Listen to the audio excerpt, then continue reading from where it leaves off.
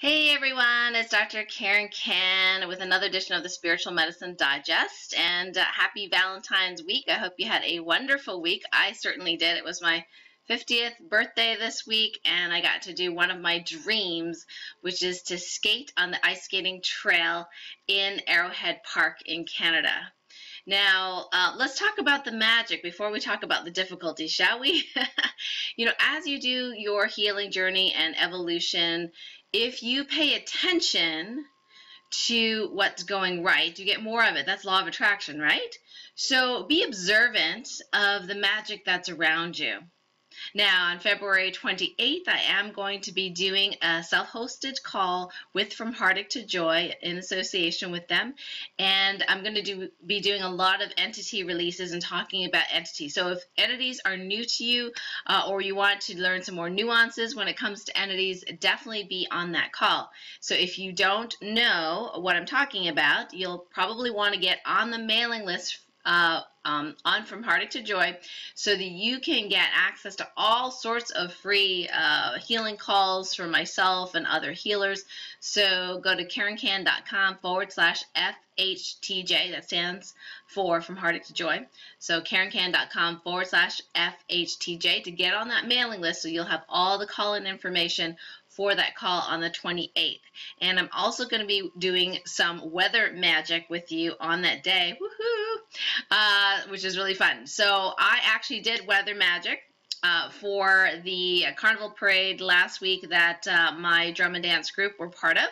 And I asked, I asked for the perfect weather for lots of people to turn out, for our dancers to be comfortable, for the drummers to be comfortable, and it was absolutely fantastic. So you can check out some of those pictures on the Facebook page for Soma Beats. And as we posted some of those up, we were dressed in owls, which is interesting UFO coincidence. Owls, remember that talk that I did with Mike Clellan on owls? I didn't pick the owls. The girls, the dancers picked the owls. Anyway, so great weather, and then for my birthday, I wanted to skate on this, trail, and I said, hey, I want this a comfortable temperature as well, maybe, around 32, 31, degrees Fahrenheit, and for the ice surface to be beautiful. And we really lucked out because right on my birthday, there was hardly anybody there, and sometimes there's like 3 busloads of kids, not that I don't like kids, but, it was just so peaceful skating in there. And again, I posted some pictures on my Facebook page. Just beautiful, beautiful place. It was magical to skate in the forest. It was one of my dreams. And if you have a dream, keep that dream forward in your mind. And I'm not saying you have to, make your dream come true, tomorrow. But sometimes we don't realize we actually have choices. So sometimes we choose, sometimes I choose to work too hard and not enjoy myself, but as long as it's a choice, the universe sees it as a different thing. If you own your choice and say, yep, I could be exercising or I could be enjoying myself, but I'm choosing to work on this project or to help someone or to whatever it is, or to work longer hours, whatever, it's a choice. And that's really important because it is the age of choice. When you consciously choose something, it's amazing how the universe kind of helps you and supports you along in that choice. So the whole victimhood thing is old news. If you're going into victim mode, it's like old stuff that is not going to survive in this new world, in this new age, and you're going to be really uncomfortable if you're sticking to that story of, oh, woe is me. I don't care how bad the circumstances are. I know I've had my, share of, illness, suicide, all that kind of stuff, but it was not like a comparing apples to oranges or whatever. It's you can both honor your past experience and then go, wow, how did this help me grow? And, when you're ready to let go, then you can actually do a pity party if you want. Hey, well, I've done it, So it's all like you time yourself. Again, consciously, you do your pity party, right? So if you're like, oh, everything went wrong this week, everything's a disaster. Well, you can go ahead and, time it and go, all right, 5 minutes for my pity party. All right, Go. So put on a timer and just go into it. Just go, woe is me, blah, blah, blah, this happened, and it shouldn't, it really sucks, and blah, blah, blah. Angels, how could you let this happen? You know, you can do all your complaining all you want. When the buzzer rings, 5 minutes, okay, boom, it's over. And I got to tell you, if you do it with full force and you let that expression go without hurting anyone, obviously, in your vicinity, and complain, complain, complain, you're allowed 5 minutes complaining. And after, you know, about at the 4-minute mark, you're like, wow, okay, I'm kind of tired of this. I'm done. When's the 5-minute going? You know, if you really do it right, you just kind of get it out there. And at the end of that, you're like, thank you for letting me share, you know, and then you kind of move on. You know, move on. And that's the important thing. There have been multiple deaths again, you know, over the past week. My friend Beth, who I talked about last week, you know, said she signed her 8th death certificate in a row. It was pretty intense. So a lot of souls are leaving because they just can't hack the work, or they just, you know, they're leaving for the benefit of other people, for whatever it is. But this transition is challenging, and one of the challenges I want to talk to you about today is something I'm calling your alternate self syndrome. I just realized that translates into ASS. Okay, well, maybe not say that short. Alternate self syndrome. So, again, I made up this word, but it came to me last night because, you know, James and I were feeling all this pressure in our head and stuff going on, and there wasn't really anything wrong, you know, but what I asked about was, okay, so, where is this coming from? Is it coming from my timeline in this universe? Is it coming from a different timeline in the same universe? Is it coming from a different timeline, the alternate universe? Bingo. Okay, and that's what I've been seeing basically for the last several weeks, is that many people are suffering from whatever is going on with their alternate selves. So it seems like there is a form of convergence of all our different lives, our ability to heal all different lives. I see it from the healing point of view. There may be another more esoteric reason for all this, but what's really cool is I always get permission to, if it is affecting myself, you know, in this timeline, to go ahead and make sure your boundaries are nice and strong with all your alternate selves. You want that 100%. And beyond that, you may still be feeling issues going with your alternate self just because there's a convergence of worlds, so to speak. Sort of like in that Thor movie, The Dark World, the convergence of all these different worlds. But of course, they're alternate worlds that you are part of.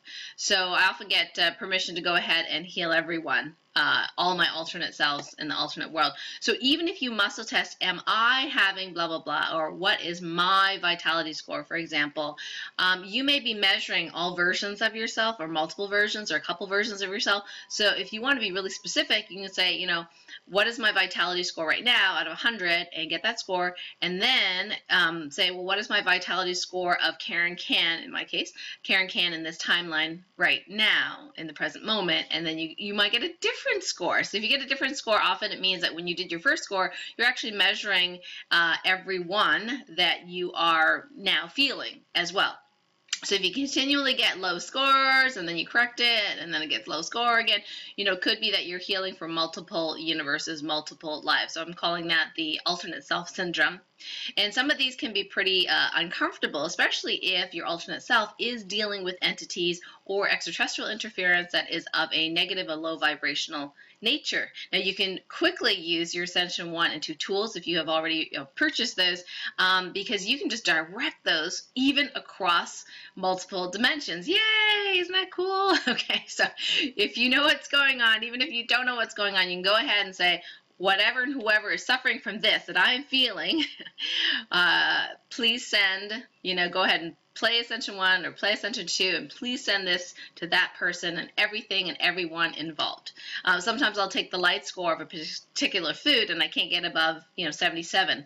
And then I'll just check, okay, the food itself is like a 95 now, but the person who cultivated the food or the bus driver who brought the food or the farmer or the land was cursed or whatever, and then the light score will reflect all of that. So then I'll just go ahead and blanket, you know, send Ascension 1 to all of anything that has to do with this pepper that I'm, you know, checking the light score of. And then that'll often bump the light score up all the way to, in the 90s. So check that out and realize that sometimes you're feeling your alternate self. Now, before I talked about decommissioning your empath, right? So then some of you empathers like, well, I thought I was maybe getting better and I wasn't feeling so much stuff, but now I'm feeling stuff again. Well, here's the thing. If you're going through the alternate self syndrome, which many of us are going through, I shouldn't even make it pathologically sounding, but if you have alternate selves who are also empaths, who also are no longer needed to be empaths, okay, they can be suffering from a lot of things that they feel that they don't need to feel. So last night I asked,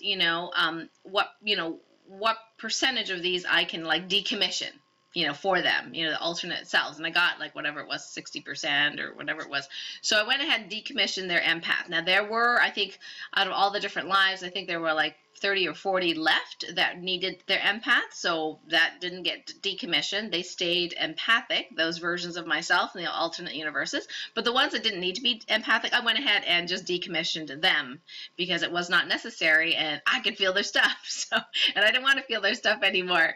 And I got to tell you, it really made me feel better. That head pressure just kind of, dropped down. I was able to ground better. And I also decided to go ahead and ground all of the versions of myself, because with ascension occurs in, different speeds, but of course they occur in all reality. So why not ground every version of yourself, all those ascension energies, all that light and information, and ground it down and make their, spirit come into the physical body, and whatever is not for the highest and greatest good, if you command that with Topocan healing, whatever's not for the highest and greatest good won't happen. So you don't have to worry about doing something wrong or bad. Okay, it's like the universe kind of knows what's for the highest good. So if you're an empath and you're still feeling stuff, try that and see if that works. I'd love to get your feedback on that. So if you decommission your empath, and of course make sure your boundaries are 100% with all your alternate selves, and Ascension 2 does help you with that. And of course ground the new Ascension energies, because we're getting ascensions daily, sometimes multiple times a day. So that's pretty intense stuff. And as we go through the ascension, you get more and more sensitive. Remember that? Okay, that's like that convergence thing going on. You get more and more sensitive. So you don't even have to be an empath and be sensitive. So, those that are empathic, you kind of struggle with those kinds of things. So I want to give you some tools, know how to deal with it. So check it out. Heal your alternate selves if that is for the highest good. And like I said, you can just command it. If it isn't for the highest greatest good, it won't happen. Okay, and use your Ascension 1 and Ascension tools and direct it with your mind to the target. So from now on, I definitely am going to target the Ascension 1s and 2s when I play them to my alternate selves and my alternate realities, because I definitely feel better when that happens, and I don't have to feel my other selves. Yeah, my other selves. So on Monday, on the 20th, I'll be back in town, and we're going to be doing some mini healings on people, and I've decided that the topic's going to be addiction.